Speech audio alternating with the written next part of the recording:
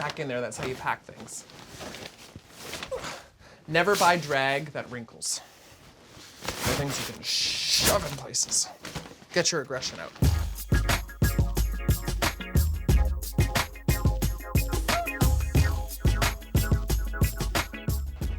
Oh, hello, I didn't see you there. Welcome to my drag room. This is where all the magic happens. Right here is where I apply my makeup. I cleaned it up for you. I hope you enjoy that. Hi everybody, it is Brooke Lynn Hytes, the Queen of the North from season 11 of RuPaul's Drag Race and one of the permanent judges on Canada's Drag Race. And we are here in my LA abode. Welcome. I've been very grateful to spend my quarantine with my 2 roommates. Where are they? Oh, they're there. There and there. I love my cats. Henry and Apollo. This was the first look I wore in Canada's Drag Race. I've kind of been junking that up a little bit and I'm making some matching heels right now. So I'm literally just gluing on top of it, and that's what's happening. I was living in Nashville and the pandemic hit and I was like, well, I'm not staying here for however long we're gonna be quarantined for. So I decided to move. And my friend's place opened up. This was Bianca's old apartment and she moved out of the city, so I took her place. I've smudged it several times. She's almost gone, I swear. Not today, Satan. Wigs. None of these are really anything special. There's no story behind them. I just have them because I have a problem with wigs. That was the spirit of Bianca Del Rio. This used to be her apartment and I'm positive that she haunts it, even though she is still alive, unfortunately. I've saged it, and there's nothing else we can do, really. Just pray. My version of organizing is I just shove things in drawers, and then I rummage around for like half an hour to find them. A lot of times I will send a designer a picture of me, like I want something, this is the inspiration. And then we'll talk color palette and all these other things. And a lot of times it will change from where it started drastically, but I always kind of start with a picture, and it's very rarely that I go to a designer and be like, what do you have for me? Like I always come to them with the idea. This was my reunion look from season 11 of RuPaul's Drag Race. I really, really like this hat. I actually haven't put it on since I filmed that almost 2 years ago, which is crazy. The Lady Hyde in San Francisco is one of my go-tos. Also Art to Fashion here in LA. I love him. Ray Ortiz here in LA and Joshua Ponte in Chicago are kind of the main ones I work with. Now this is my gold look from the show. I love this. This look was based off of an Erte drawing that I really, really loved. This bitch walking her dog and she just looked amazing and I wanted to recreate it for the gold look. So obviously I needed a turban to go with it. This thing that Bianca knocked over is my finale headpiece from season 11. Now, probably noticed a theme. I love a good headpiece. This was based off of a look that Bob Mackie did for Cher.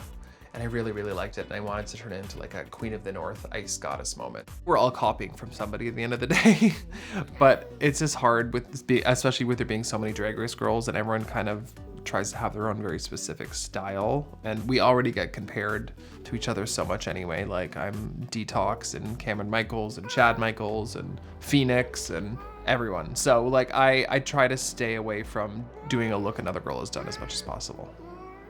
Right?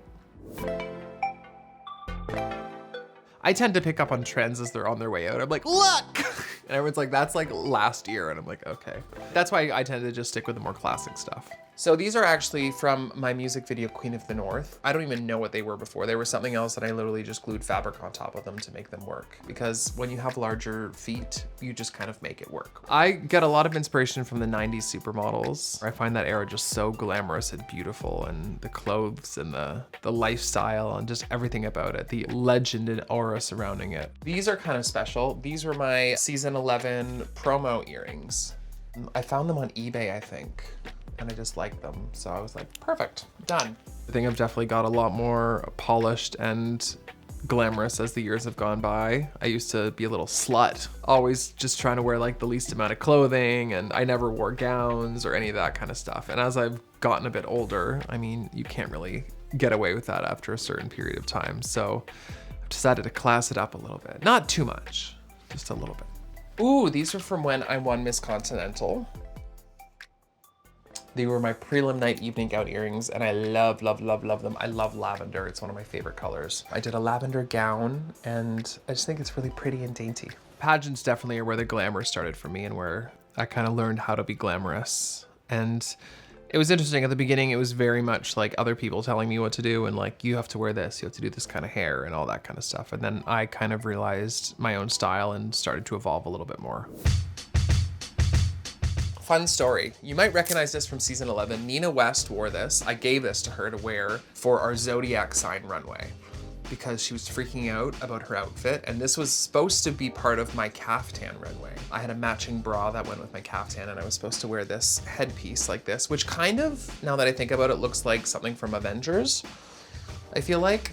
Yeah, and this thing back here, ooh, makes a lot of noise, was from my Pisces runway. This was my neck piece that kind of went around like that on my zodiac sign runway. And this is made out of a material called mylar, which is really cool because like you can do all these cool shapes, but you also literally can't destroy it.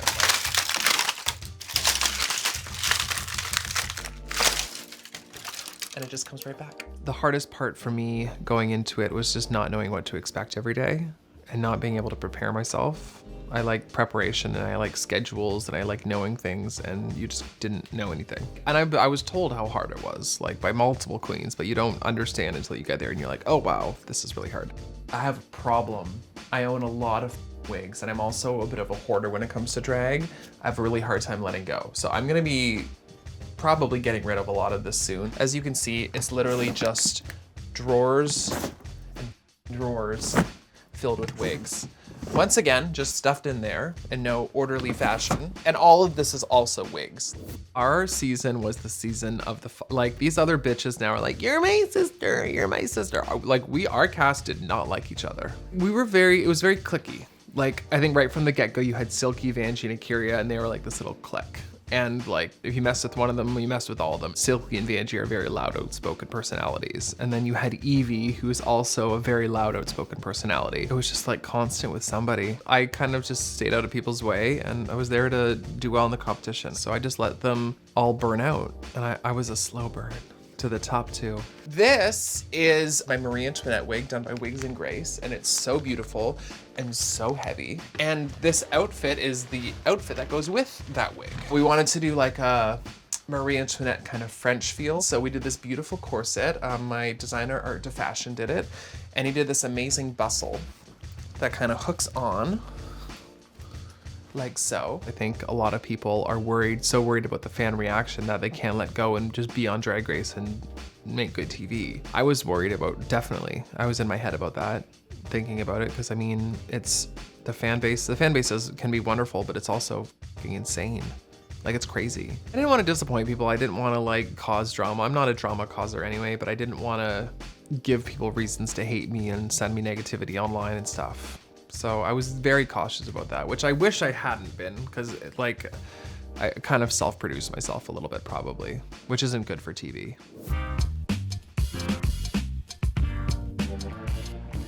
Hi, this is another entrance to my drag room, because when you're really fancy, you have 2 doors to your drag room. And here we are at my closet.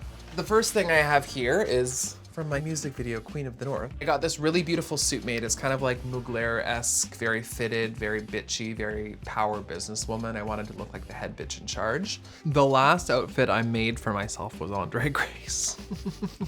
I literally learned to sew because of Drag Race. I have no desire to sew. I'll like hem things or like take things in, but like the last outfit I actually like made was on Drag Race. Farm to Runway. I can make something that'll look okay on the outside and you turn it inside out and it's like the Texas Chainsaw Massacre. Bianca's one of those people that like the inside is as beautiful as the outside. Not her self, but like the garment she wears. Y'all will recognize this. The reveal coat. So I wore this for my final lip sync against Evie Oddly on season 11. And coming off of season 10, as I'm sure you saw at the finale, everyone did like 8 reveals. And I was like, well, what else can we do? Like every reveal has been done. So I was like, I'm gonna make a joke out of it. I'm gonna come out in a coat that just said reveal all over it. To go with my reveal coat, we have my mirror bodysuit. I have gotten mileage out of this. I took this on the road with me as one of my staple looks after the season finale. It's so beautiful on stage. When the lights hit it, you're just like a disco ball. It's super, super heavy. I'm gonna say it weighs probably about 25, 30 pounds. I like my orange alert look. I loved my farm to runway look. I liked my gold look. I really liked all my looks, except I didn't like my final like ballerina look, because that's not what I was supposed to wear. Everyone else liked it. I just thought it was like stupid. That look was supposed to be, we were required to bring a signature drag look. So that was like my signature drag look. And I had a beautiful red like rhinestone gown that I was gonna wear for the finale. But I just had a feeling I was lip syncing, and I knew Vanjie probably was too. I could smell it in the air. And I knew she was gonna be able to get out of hers and perform better. And I was like, okay. So I was just constantly thinking ahead. So I was like, I can at least perform in this other look. And then it turns out they hated the look anyway. So I ended up lip syncing. This, I call my 2020 dress, because I had it made at the very beginning of 2020 for a commercial I was supposed to film, and then obviously COVID happened and that never panned out. So I literally ended up just wearing this dress for everything I had to film in 2020. I think this is probably my most used outfit of the last year, maybe ever, like that I've worn the most for things. I love it. I love the fabric. It's this super cool like textured sequin that looks amazing on stage and under lights. It's stretchy, which is very important for me. And I love the cut of it. It's very like kind of 1980s Dynasty. I'm not someone who loves watching themselves on TV to begin with. It was cool. There were really fun moments. There was obviously really cringeworthy moments. I mean, I think you learn a lot about your makeup and what you look like when you see yourself on TV. So there was some cringeworthy moments there. But it's a growing experience. That's why everyone always has such a glow up after TV. Snatch Game was horrible. It's so not like, it was just horrible. It was bad. Nothing good happened. It was basically like having an anxiety attack for 24 hours. You know, when you have that feeling in your stomach. Although I will say it was not that bad. Like I did try. I made an effort. I made many efforts to be funny. I did it. I felt like I put myself out there. Wasn't good, but I tried. Like I was like, if I'm gonna fail, I'm gonna fail fantastically. And then the runway happened, and I knew, like, I was like, I feel like they're gonna like this one. That was a total turnaround for me, because like I got that gag. That was the first time I'd had like a gag moment on the show, and RuPaul like gagged for me, and like I made him like express some sort of emotion, which was really nice because he's very stoic, and that was the first time he kind of lost it. With me anyway. And then I knew I was lip syncing. Everyone's like, no, you're safe, you're safe. Your runway saved you. I was like, no, I'm pretty sure I'm still lip syncing. But I knew the song. It's like, I would do that song every weekend. So I didn't even listen to it before the lip sync. I just was like kikiing and having a good time and drinking. And then I just performed. And that was the least nervous I ever was. Every time I performed on the show, I was like, okay. This is my finale gown. Now I have not put this on since Drag Race, but it is absolutely stunning. This is made by my pageant gown designer, JD Martin in Dallas, Texas. I don't even know if I could fit in this anymore because I was real skinny back then. This is based off a Bob Mackie design. It goes with the headpiece I showed you earlier, and I really like this one. Hi! Hi, kitten. That's Apollo. Hello. Are you coming to say hi? No? Okay. I didn't care about winning. I never have. Like, I just wanted to get through all the episodes and like be top 2. So as soon as I won my lip sync against Silk, I was like, cool, party. I just wanted to have a good journey and be memorable. I think those are the real winners on the show. Look at the Alyssas and the Katyas and the Trixies, even though she won. But like originally, like all of these fan favorites who did not win the show. There's lots of fan favorites who have won the show, but I feel like if you don't win, it puts you in a great position because your fans think you were robbed, so they love you more. And then the person who won's fans love you more as well because their favorite won, so they're still allowed to love you. This look is from season 1 of Canada's Drag Race. I call this my my Taylor Swift dress because that's what it reminded me of. It's like early Taylor Swift / Stevie Nicks, very flowy, very girly. I love the color coral or anything peach. That kind of soft, pretty color is really, really nice. and it feminizes me. I'm currently starting to get looks put together for season 2 of Canada's Drag Race, which is very exciting. I love this part of the process and just getting to create a whole new wardrobe for myself. It's kind of great. I get a free wardrobe every year, which I love. So it's been really fun to do that. I'm definitely trying to evolve from season 1. I didn't have much time to get ready and it was kind of a rush job. So I'm hoping to really elevate my game and kind of step my pussy up, as the kids say. I think I'm going more high glam this year, a little bit more glamorous for the runway. Another one of my season 1 of Canada's Drag Race looks. This fabric I actually found in New York at New York Drag Con when I was fabric shopping, and it was in the discount bin. It was like $2. There was like 3 yards of it left. And I saw it and I was like, this is perfect. So I got it and we made this gorgeous dress out of it. And again, this is something I've worn so much this last year. It's just easy. You don't have to shave your chest. You just throw it on and you have to do something with your sweatpants on the bottom. It's wonderful. I didn't love the way the denim turned out. It still needed more work. I think that was a wrong choice for the first episode to wear. It was a little too casual. So I won't be making that mistake this time. This was from season 1 of Canada's Drag Race.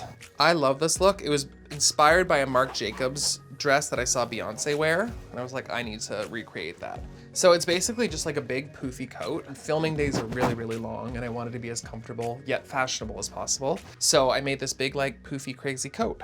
These feathers have been with me since 2012. I've had these since 2012, so almost 10 years. They were the bottom of my very first evening gown I ever wore. Ostrich feathers are so expensive, so you always reuse them on something. So I took them off the bottom of that gown when I decided to do this dress and put them on here. These are historical feathers. Getting your point across in a constructive, tight soundbite, I think, is the hardest thing to do. The biggest mistake I made on season 1 is I gave lots of critiques and criticisms that were very useful and helpful. The problem is I didn't do them in a way that they could be edited into the show. That was one of the great things about having Michelle there for an episode, is like we got a kind of masterclass in how to quickly and tightly critique someone so they could use it. Because a lot of times they go on these tangents and then they can't use it because we only have an hour. So we are not in my drag room anymore. We are in my living room, and this is my giant ass bookshelf that Bianca left for me. In fact, she left almost all of her furniture for me, so I just gotta move in. One of the things I'm most proud of in my life is my Miss Continental crown. I won this in 2014, and it's kind of what really changed my life and really put me on the map on the drag scene. So this is very, very special to me. So this always has a place of honor in my house, right there. And also this, my People's Choice Award for Most Hyped Canadian. I beat out Celine Dion, Shawn Mendes, Drake, and some other bitches. But yeah, this is very, very cool. I can't believe I won that. I've kind of achieved everything I've ever wanted to achieve. I mean, I would love to keep creating shows and content and maybe move into more of a boss bitch position where I kind of run things a little bit more. I think I could produce the shit out of something.